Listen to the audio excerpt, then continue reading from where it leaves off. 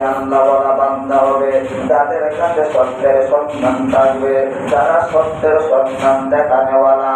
আমার নবী বলে গো, যারা মুমিন বান্দার হওয়ার চেষ্টা থাকবে, মুমিন বান্দা যারা থাকবে, মুমিন বান্দা ডাক দিলে আমার আল্লাহ শুনে।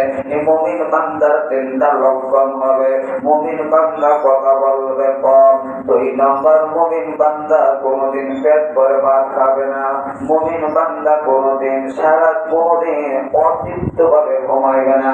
মুমিন বান্দার খাওয়ান থাকবে কম, মুমিন বান্দার ঘুম থাকবে কম, মুমিন বান্দা কথা বলবে কম। ওই 3টা লক্ষণ যার কাছে থাকবে গো, আমার নবী বললেন ওই বান্দারা মুমিন বান্দার লক্ষণ, ওই বান্দারা আল্লাহওয়ালা হওয়ার লক্ষণ। ওই 3টা লক্ষণ যার মধ্যে থাকবে গো, মনে করবা ওই বান্দারা একজন আল্লাহর ওলি।